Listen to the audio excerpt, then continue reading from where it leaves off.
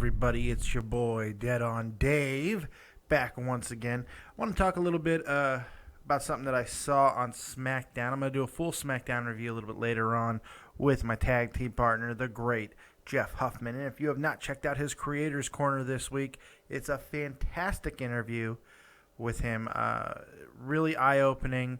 You get to know Jeff in a way that you've never known before. So make sure you check that out. It's really good. I'm really proud of how it came out. So make sure you check that out. Also, the battle review from yesterday, Lucha Underground versus NXT. In case you have missed that review or missed either of those shows from Wednesday night, you have missed probably the best night in wrestling in a while. Both brands very good, very, very strong. Lucha had its best show yet as a company, but was it enough to beat NXT this week and Hideo Itami and Finn Balor? You'll have to find out. Go ahead and check out the battle review. Check that out right now as well. But we're talking about something that we saw on SmackDown that is apparently not just a one-off. It's not just a whim. It's something that could be throwing the entire WrestleMania card into flux. And I found this very odd. If you noticed, the same as I did, not only did Dolph Ziggler and Ryback team together, but Dolph Ziggler is carrying around one of those little weight belts like Ryback has that says Lil Guy on it, because Ryback has one that says the Big Guy.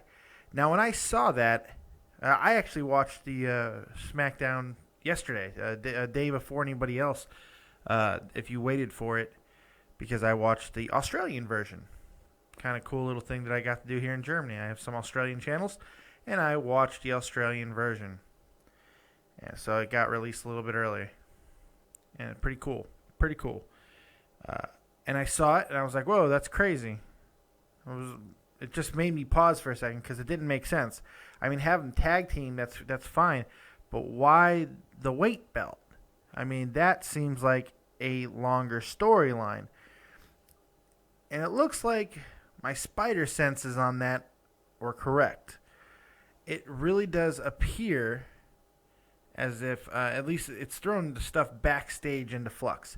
Because now the talk is that even though all the Roman Reigns situation seems to have sorted itself out in a manner of sense in a lot of ways, Roman Reigns seems to, his popularity that is back to where it was before the Royal Rumble incident. And I really felt that Roman Reigns has responded unbelievably well, especially this week.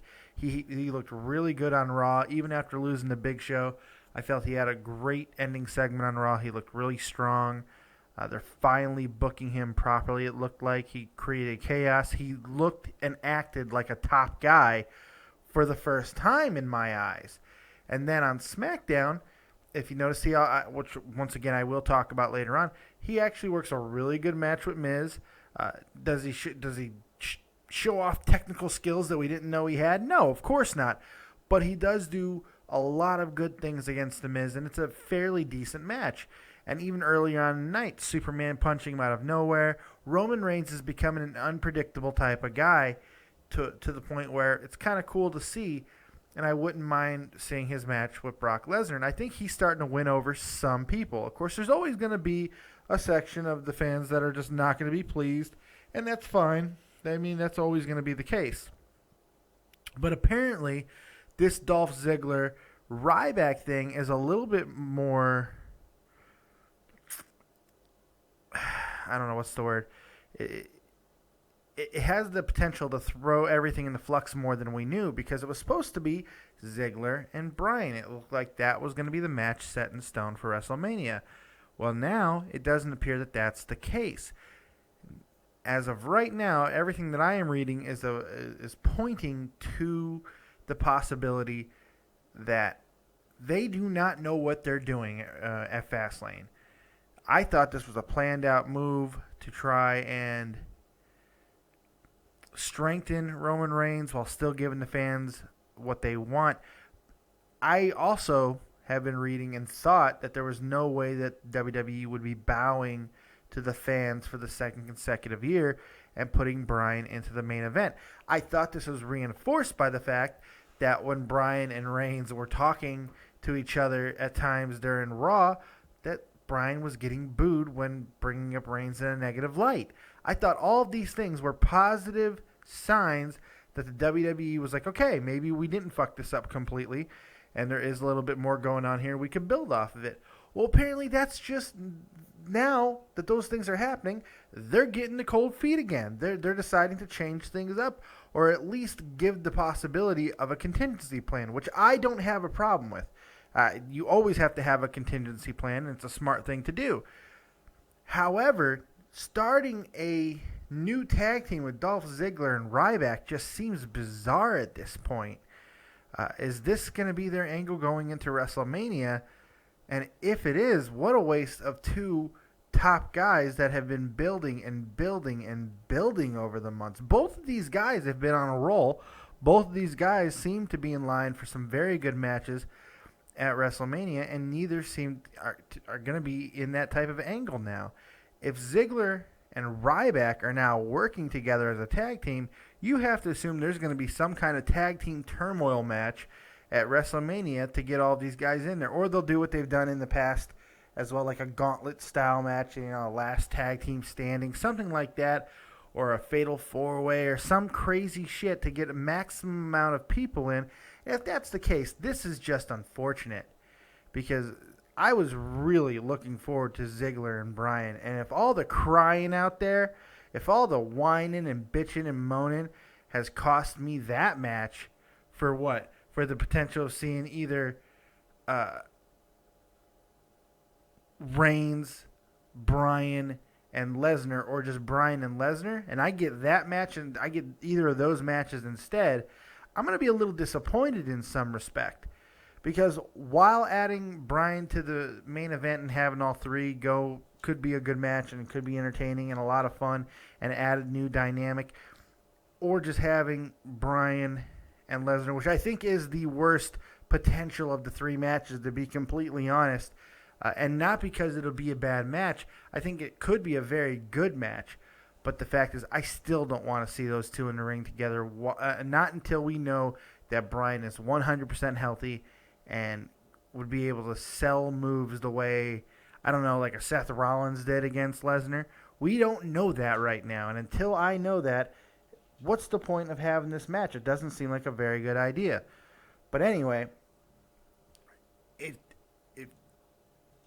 now the Ziggler-Bryan match is off. If that's going to be the case, it's just a very disappointing thing.